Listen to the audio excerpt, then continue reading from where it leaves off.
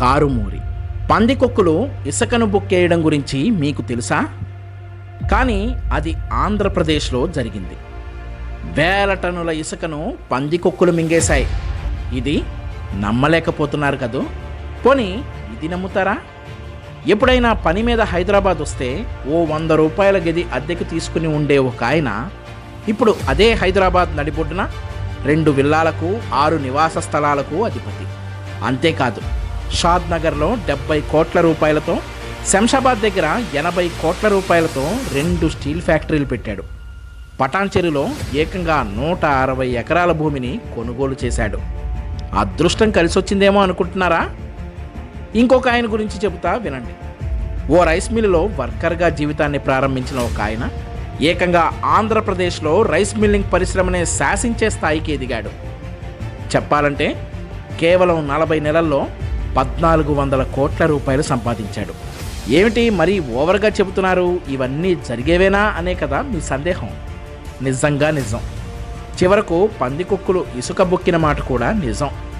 ఇప్పటి వరకు చెప్పిన ఈ 3 విషయాలన్నిటికీ సమాధానం తెలుసుకోవాలంటే ఒకే ఒక్క వ్యక్తి గురించి తెలుసుకుంటే చాలు. అతనే ఆంధ్రప్రదేశ్ రాష్ట్ర పౌర సరఫరాల శాఖ మంత్రి, తణుకు వైసీపీ ఎమ్మెల్యే కారుమూరి నాగేశ్వరరావు. ఈ ఆస్తులన్నీ ఆయన కష్టపడి సంపాదించినవి కావు. రాజకీయమే పెట్టుబడిగా అడ్డదారులు తొక్కి అవినీతి చేసి కారుమూరి అక్రమంగా సంపాదించిన ఆస్తుల్లో ఇవి కొన్ని మాత్రమే.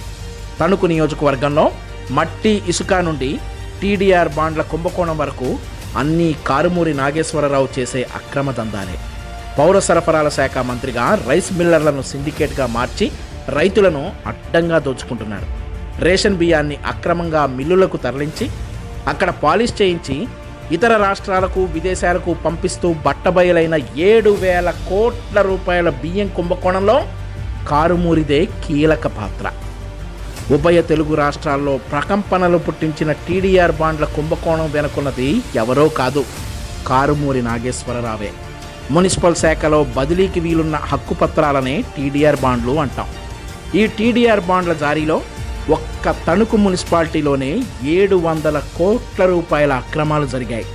మంత్రి గారి అక్రమాలకు మున్సిపల్ కమిషనర్ను బలి చేశారు. కారుమూరి నాగేశ్వరరావు తన అక్రమాలకు మండలానికో వైసీపీ నేతను బ్రోకర్గా నియమించుకున్నారు.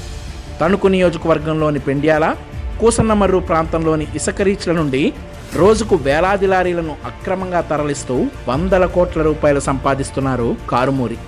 కరోనా సమయంలో ఇసుక లెక్కల్లో తేడాలు వచ్చేసరికి పందికొక్కులు తినడం వల్లే ఇసుక మాయమైందని చెప్పించారు. ద్వారకా తిరుమల వద్ద 10 ఎకరాల పైన సున్నపురాయి గనులను ఆక్రమించిన కారుమూరి వీటిపై నెలకు 2 కోట్ల రూపాయలను సంపాదిస్తున్నాడు. గోపాలపురంలోనే 3 చోట్ల మైనింగ్ నిర్వహిస్తూ నెలకు 10 కోట్ల రూపాయలు సంపాదిస్తున్నాడు. ఇక ఈయన గారి భూ కబ్జా బాగోతాలు అనంతం. తణుకు నియోజకవర్గంలో సుమారు 1000 ఎకరాలను కబ్జా చేశాడని లెక్కలు చెబుతున్నాయి. రైతుల సాగునీటి కోసం తవ్వించిన చెరువునే కబ్జా చేశారంటే ఆలోచించండి. అత్తిలిలో 30 ఎకరాలు, తణుకులో 12 ఎకరాలు, ఇరగవరంలో 38 ఎకరాల చొప్పున మొత్తం 150 ఎకరాలు కాజేశారు. జీ చోడవరంలో 30 ఎకరాలు నాగేశ్వరరావు పేరున ఉంటే ఆయన భార్య పేరున 28 ఎకరాలు, కొడుకు సునీల్ పేరున 18 ఎకరాలు ఉన్నాయి.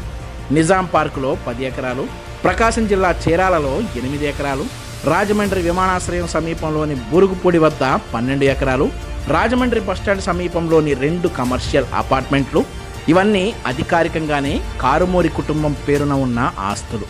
తణుకు పట్టణంలో రంగారావు అనే ఓ పెద్ద మనిషికి చెందిన 3,000 గజాల భూమిని అక్రమంగా చేజిక్కించుకున్నాడు కారుమూరి.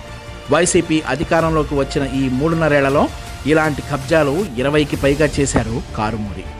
ఆంధ్రప్రదేశ్లోనే కాకుండా తెలంగాణ, బెంగళూరు రాష్ట్రాల్లో కూడా దండిగా ఆస్తులు కూడబెట్టాడు కారుమూరి. బెంగళూరులో కూతురు పేరున 10 ఎకరాలు, అల్లుడి పేరున 8 ఎకరాలు, 3 విల్లాలు, ఒక కమర్షియల్ కాంప్లెక్స్ ఉన్నాయి. మంత్రిగా బాధ్యతలు చేపట్టిన నాటి నుండి బెంగళూరుకు నెలకు ఒక సూట్ కేసు అక్రమ సంపాదనను పంపిస్తున్నారు కారుమూరి. విన్నారు కదా, రైస్ మిల్లులో ఓ వర్కర్గా చేరి మీరు ఇన్ని ఆస్తులు కూడబెట్టగలరా? అందుకోసం మీరు 100 జన్మలెత్తాలి. కానీ వైసీపీ నేతలు 3.5 ఏళ్లలోనే ఇవన్నీ సంపాదించారు. అంటే ఏ రేంజ్లో అక్రమాలు జరుగుతున్నాయో ఆలోచించండి. ఈ సంపాదనంతా ఎక్కడిది? ప్రజలది, అంటే మీది. మరి ఈ అక్రమార్కులకు శిక్షలు ఉండవా? ఉండవు. ఎందుకంటే ఈ రాష్ట్రానికి ముఖ్యమంత్రిగా పనిచేస్తున్న వ్యక్తే 1,00,000 కోట్ల రూపాయలు అవినీతి చేసి 16 నెలలు జైలుకు వెళ్ళొచ్చాడు. మళ్ళీ ఏ క్షణం జైలుకు వెళ్తాడో తెలియదు. మరి అలాంటప్పుడు ఈ దోపిడీగాళ్లను శిక్షించేది ఎవరు? ఇంకెవరు? మీరే. కారుమూరి. పందికొక్కులు ఇసుకను బుక్కేయడం గురించి మీకు తెలుసా? కానీ అది ఆంధ్రప్రదేశ్లో జరిగింది. వేల టన్నుల ఇసుకను పందికొక్కులు మింగేశాయి. ఇది నమ్మలేకపోతున్నారు కదూ. పోనీ ఇది నమ్ముతారా? ఎప్పుడైనా పని మీద హైదరాబాద్ వస్తే ఓ 100 రూపాయల గది అద్దెకు తీసుకుని ఉండే ఒక ఆయన ఇప్పుడు అదే హైదరాబాద్ నడిబొడ్డున 2 విల్లాలకు 6 నివాస స్థలాలకు అధిపతి. అంతేకాదు, షాద్ నగర్లో 70 కోట్ల రూపాయలతో, శంషాబాద్ దగ్గర 80 కోట్ల రూపాయలతో 2 స్టీల్ ఫ్యాక్టరీలు పెట్టాడు. పటాన్చెరులో ఏకంగా 160 ఎకరాల భూమిని కొనుగోలు చేశాడు. అదృష్టం కలిసొచ్చిందేమో అనుకుంటున్నారా? ఇంకొక ఆయన గురించి చెబుతా వినండి. ఓ రైస్ మిల్లులో వర్కర్గా జీవితాన్ని ప్రారంభించిన ఒక ఆయన ఏకంగా ఆంధ్రప్రదేశ్లో రైస్ మిల్లింగ్ పరిశ్రమనే శాసించే స్థాయికి ఎదిగాడు. చెప్పాలంటే కేవలం 40 నెలల్లో 1,400 కోట్ల రూపాయలు సంపాదించాడు. ఏమిటి మరీ ఓవర్గా చెబుతున్నారు, ఇవన్నీ జరిగేవేనా అనే కదా మీ సందేహం. నిజంగా నిజం. చివరకు పందికొక్కులు ఇసుక బుక్కిన మాట కూడా నిజం. ఇప్పటి వరకు చెప్పిన ఈ 3 విషయాలన్నిటికీ సమాధానం తెలుసుకోవాలంటే ఒకే ఒక్క వ్యక్తి గురించి తెలుసుకుంటే చాలు. అతనే ఆంధ్రప్రదేశ్ రాష్ట్ర పౌర సరఫరాల శాఖ మంత్రి, తణుకు వైసీపీ ఎమ్మెల్యే కారుమూరి నాగేశ్వరరావు.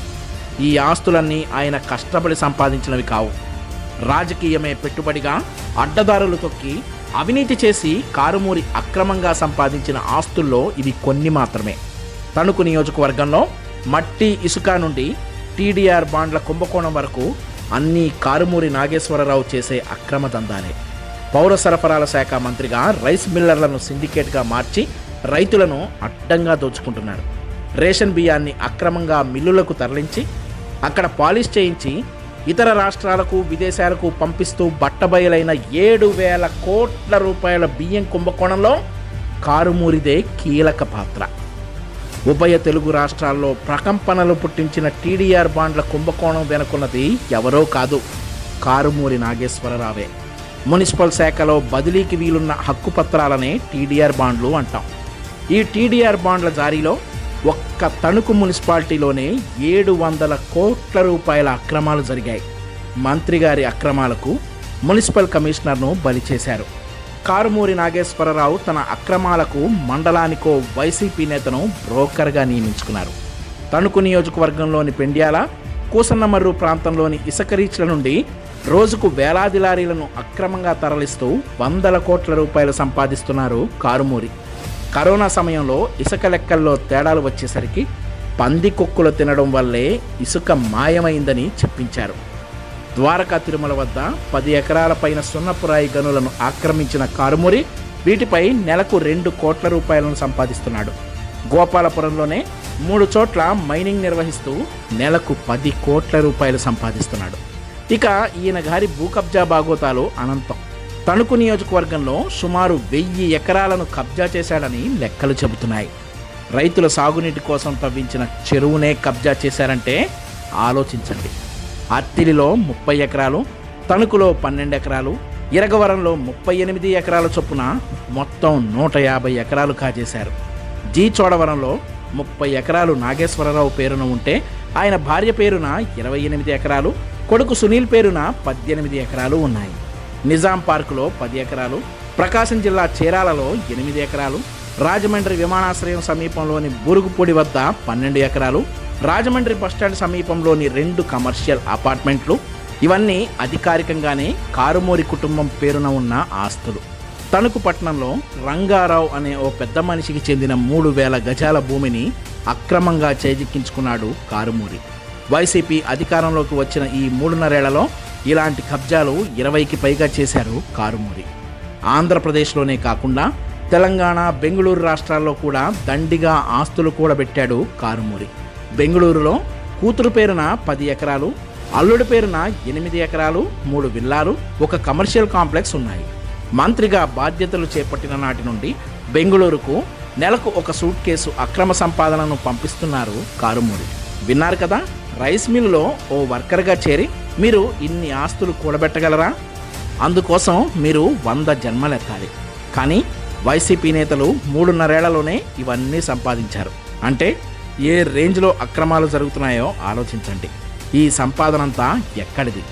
ప్రజలది, అంటే మీది. మరి ఈ అక్రమార్కులకు శిక్షలు ఉండవా? ఉండవు. ఎందుకంటే ఈ రాష్ట్రానికి ముఖ్యమంత్రిగా పనిచేస్తున్న వ్యక్తే 1,00,000 కోట్ల రూపాయల అవినీతి చేసి 16 నెలలు జైలుకు వెళ్ళొచ్చాడు. మళ్ళీ ఏ క్షణం జైలుకు వెళ్తాడో తెలియదు. మరి అలాంటప్పుడు ఈ దోపిడీగాళ్లను శిక్షించేది ఎవరు? ఇంకెవరు? మీరే.